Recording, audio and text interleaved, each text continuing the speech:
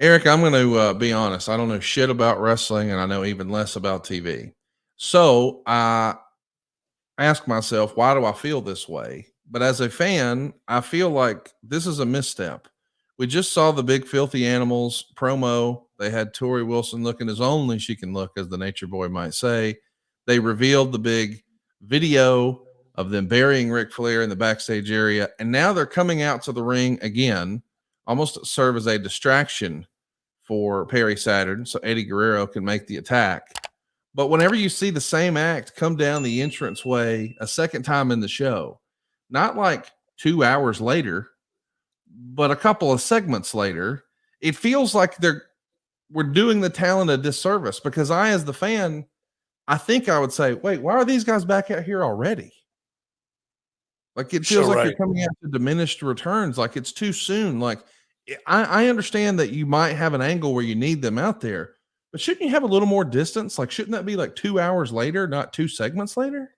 It's funny how you say you don't know anything about wrestling, you don't know anything about TV, but you're pointing out something that most people wouldn't pick up on.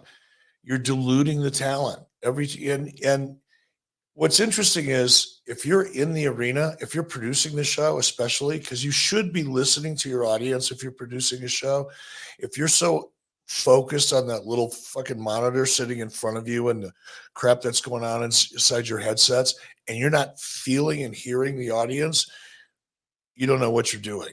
You're not good at your job.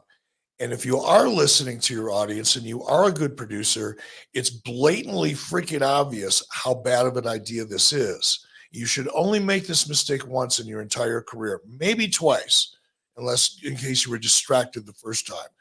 But it's so painfully obvious that when you do exactly what you said, you're bringing them out, and you bring them out again very shortly thereafter to extend another angle, you lose about 50% of the reaction or more. And God forbid you do it again. I've been guilty of this. I learned the hard way, folks. It's a horrible idea. If you see someone execute a horrible idea, and then you get an opportunity, don't do a horrible idea that somebody else has done and everybody knows about it. It's kind of crazy. It's like walking out in front of a moving vehicle in the middle of an intersection. Why would you do that? You know what's going to happen. That's what we're seeing here. By the way, there's smoke coming out of the ring posts here in the middle of the match. I don't think that was the plan. Why would they smoke? I don't know, but they are. I mean, all of a sudden, what are they grilling hot dogs on the ring post? I mean, are they filled with charcoal or what? Oh, I don't know the actual pyro term. Oh no, they got pyro in there. That's right. They got something in the ring post on the corner, and all of a sudden, just in the middle of the match, it's not like Kane came down from the other show or anything. And all of a sudden, it's getting a little smoky in there. Somebody was. We're going to see Saturn beat Eddie Guerrero on Nitro, which I know sounds like, hey man, that sounds like a good match I'd like to see. 3 minutes and 39 seconds is how long they go here. David Flair is going to lay out Eddie Guerrero with a crowbar. Here he is, right on cue. It's a 3-minute match, and about 2 minutes and 45 seconds of it took place outside the ring. Yeah, it's not the best. It's Eddie Guerrero. It's not like he can't have a good match. And I mean, that's what I'm saying. Eddie Guerrero and Crash TV, bro. Saturn, you want to see that? Crash TV, bro. People don't want to watch matches. They want to see backstage stuff. Got to get matches. Are just wrestling doesn't matter. That's thankfully we know that Vince Russo's philosophy. We know for sure that Eddie Guerrero is chiseled out of granite, because that's the third run in now from the Filthy Animals. So we've seen him come down the ramp 3 times in the first hour of the show. I don't know if you noticed, but when David Flair swung the crowbar at Eddie Guerrero is so jacked and so chiseled, it bent the crowbar. So I didn't notice that. And we found out from Eddie Guerrero, you can get hit in the ribs so hard you pass out. Now we're in the backstage area, and we see Kevin Nash maxing and relaxing with his buddy Scott Hall, and he's letting him know, I'm going to strip naked at the top of the hour, right here, live on TV. And Dave Meltzer said, if they had Kimberly say that, they'd probably keep their audience in the first quarter of the second hour. Oh, Dave. I don't know about us having wrestlers say, "I'm going to get naked at the top of the show." What? That's different. Hey, better than, different than, less than. Okay, this was less than, but at least they tried something. So now we've got a broom closet here with Asia and Dean Malenko and Perry Saturn. And I know what you're saying. Didn't we just see Perry Saturn run through the crowd before the commercial break? Yes. But now he's in this broom closet and he's not sweaty at all. And he's got his gym clothes on. I don't know what the hell we're doing anymore here, Eric. Already this is off the rails. But Chris Benoit realizes that they're in the that broom closet area and he's going to lock them in there. And now he's got Dean Malenko to himself. Who just beat Benoit at the pay-per-view? You opened up the show with it. The Rick Steiner is the WCW TV title. Okay, so now that story's just gone. We finished that story, which happens, and we're starting another story. So this must be Chris Benoit's Act 1, unless this is an ongoing feud. It's hard to keep track, but it's kind of weird that he lost the belt to Rick Steiner, and now he's going after Dean Malenko. Unless Dean had something to do with it, or the Filthy Animals had something to do with it. That would be typical. Yeah, so Douglas has Tori Wilson as his hostage, I guess.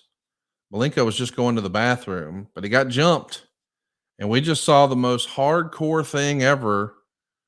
Dean Malenko took a bump in cardboard boxes. The brutality. It knows no bounds. Hard to believe. Look at the pain. He can barely walk. By the way, is it just why do we insist on putting guys like why aren't we playing to their strengths? I love me some Dean Malenko wrestling matches. Why are we doing hardcore stuff with Dean Malenko? Why don't we because just Russo doesn't like wrestling. He doesn't relate to it the way the audience relates to it. He never related to the product the way the vast majority of the audience did. Vince Russo was writing for Vince Russo. What Vince Russo had, I'm guessing, I wasn't there, but WCW's kicking WWE's ass for a long time. Like a couple of weeks for Vince McMahon would have been a long time. 2 years is a really long time. And that provided an opening for Russo. Russo was able to look at the things that were working in WCW on Nitro, particularly with the NWO, and because of the position he was in, convince Vince McMahon to give some of these ideas a try. Vince probably would have never given those ideas an opportunity. Those ideas that are basically derivatives from the NWO would probably not have opened the door for those opportunities if things were going well for WWE. But things weren't. So Vince had nothing to lose. So he lets Russo play a little bit. That shit starts working. But all of it was a version or I would say a ripoff. Everything's a derivative of something. We all know that. But it was inspired greatly by some of the things that Vince Russo was seeing on Nitro. Now Vince Russo's in that chair on Nitro, and he's got nothing to look back upon and get ideas from other than what's going on in WWE, which would be pretty obvious. Now he's left to his own creative devices, and he's a vapid mucker further when it comes to ideas. He's not that good under the hood. That's where it becomes evident to me. That's why you're seeing some of the things that just don't make any sense, because Russo doesn't look at the product the way you as a fan did or do. By the way, this is, if you're keeping track, the fourth appearance from Scott Hall and Kevin Nash in the first hour of the program. We saw them unloading their cooler at the top of the show, and then we saw them doing an interview in the backstage area with Mike Tenay. Then we had a candid shot where we were led to believe they didn't know a camera was right at their feet on the coffee table. And now they're out here doing a promo, and this is technically the crossover. So I get you want to have big stars here to make sure they're not tuning in to Monday Night Raw at the start of the second hour. But I wonder, again, I don't know shit about wrestling. I don't know shit about TV. But if I've already seen them 3 times, why would I think that seeing them the 4th time would make them sticky? Wouldn't I build some intrigue on the first one? And now this is the payoff. Why would we feel the need to do it 2 times in the middle? Am I over analyzing this? No, not at all. It's blatant. It's just blatant lack of understanding how to produce a format. And I'm really, well, I would imagine, I obviously wasn't there when this show aired. I was here in Wyoming fishing down the road over that way, and not paying any attention. But I can't imagine that the talent, I mean, right off the bat, this is Russo's first show. I think somebody would have, and a lot of these guys knew Russo. Kevin Nash asked me to sit down and have a conversation with Vince Russo over the phone a year before all this, or a year and a half before all this. So Nash knew Russo. You think he'd pull him aside and say, dude, what the fuck are you doing to us here? Fourth time, one night? Why is anybody going to care? And maybe they did. Or maybe they did in a week or two after it kept happening. I don't know. But it is weird. You're absolutely right. It's a good call.